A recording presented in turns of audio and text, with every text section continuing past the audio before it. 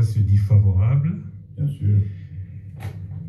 Mais le président rwandais a des propos qui choquent l'opinion de la République démocratique du Congo. Qu'avez-vous à dire au fait qu'il annonce qu'il n'y a pas eu de massacre à l'Est et que, par exemple, le prix Nobel de la paix n'est qu'un instrument aux mains de ceux qui l'ont couronné? Non, je disais d'ailleurs tout à l'heure à un de vos confrères que je n'ai pas de polémique à faire avec le président Kagame, je n'ai pas à utiliser les médias pour répondre au président Kagame. J'ai d'autres voix et je les utiliserai pour lui parler. J'insiste ici sur le fait que le rapport mapping n'est pas un rapport congolais, il est fait par des experts onusiens. C'est le rapport mapping. Nous, ce que nous avons à faire, c'est de ramener l'ordre, la sécurité et la paix à l'est du pays, de mettre fin à ce cycle de la mort de nos compatriotes et après aussi d'ouvrir une page de justice qui ira dans tous les sens, transitionnel ou pénal, peu importe. Le but, c'est de rendre hommage à toutes ces victimes injustement abattues. Et donc, moi, je m'inscris plutôt dans la logique de la paix dans mon pays, la paix avec mes voisins, et je ne fais pas attention à ce genre de déclarations qui peut-être peuvent mettre le feu à la région, ça ne sert à rien.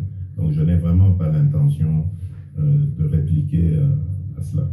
Mais le docteur Mukwege... Alors par rapport au docteur Mukwege, je le dis et j'insiste ici, c'est une fierté nationale. D'ailleurs, il tarde que l'on lui décerne une décoration valorisant son combat pour la réparation des femmes, son combat pour la restauration de la paix à l'Est.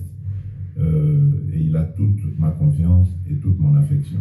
Ce n'est sûrement pas quelqu'un qu'on peut manipuler. Il est originaire de ce coin-là, il vit là-bas, près des victimes. Donc je crois que c'est quelqu'un qui est bien placé pour parler de nos populations. Donc il a toute mon affection et tout mon soutien. L'état de siège est décrété, Nord Kivu et Ituri. Certains se posent la question, pourquoi pas le Sud Kivu?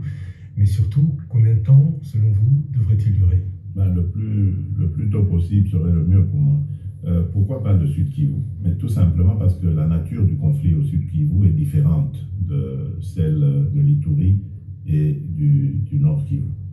Au Nord Kivu, dans ces deux dernières, donc Nord Kivu et Ituri, il y a des groupes armés qui s'attaquent aux populations. Et ce sont parfois même des groupes armés étrangers. Tandis que du côté du Sud Kivu, ce sont des conflits communautaires. Et donc la réponse, elle doit être différente. Là, on ne doit pas venir avec l'armée pour tirer sur tout ce qui bouge. On doit plutôt avoir une approche conciliante. Leur apporter des réponses, par exemple, vis-à-vis de la présence de l'autorité de l'État, parce que c'est ça aussi qui fait que beaucoup de choses vont dans tous les sens. La réponse à leurs problèmes. Il y a souvent des conflits parce que le bétail des uns va brouter les champs des autres. Et donc voilà, c'est des choses comme ça qu'il faut régler, apporter une réponse au manque criant d'infrastructures, lutter contre la pauvreté, les difficultés qu'il y a là-bas, le manque de centres de santé adéquats, de routes, etc. Donc voilà, c'est des réponses comme ça qu'il faut apporter, tandis que en Ituri et au Nord Kivu, il faut une réplique militaire et de grande envergure. Vous avez un nouveau gouvernement. Le FCCK s'est terminé, définitivement. C'est une question. Je pensais que vous posiez la question. Ça aurait pu être une question, mais à quand les premiers résultats? Et est-ce que vous vous sentez plus à l'aise avec deux alliés ou trois, M. Bahati, M. Bemba, M. Katumbi, qu'avec Joseph Kabila?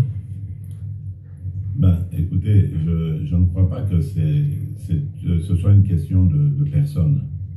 Une coalition, c'est une question d'objectifs. On coalise avec ceux qui regardent dans la même direction que soi, n'est-ce pas? Et à un moment donné, au moment de faire la coalition FCC Cash, nous nous étions mis d'accord. Je vous rappelle que nous avons un programme commun.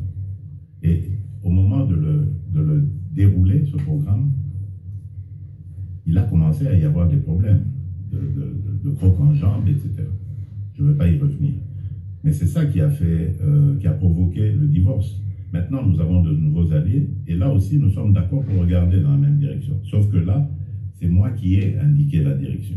Ce n'est plus comme avant, où on était ensemble à indiquer la direction. Ici, je l'indique seul.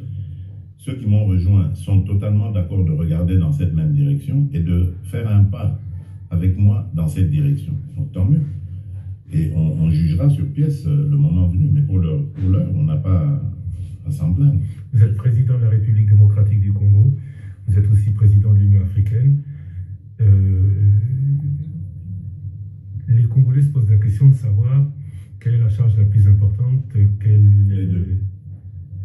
Les deux, parce que une République démocratique du Congo sans l'Afrique, ça ne sert à rien. Et une Afrique sans la République démocratique du Congo aussi, ce serait un vide important, toute modestie gardée. Donc, je veux faire de la République démocratique du Congo un moteur de l'Afrique. Et de cette Afrique, je veux en faire le continent de l'avenir, parce qu'on le dit, mais au lieu de continuer à le dire, moi, je veux le faire.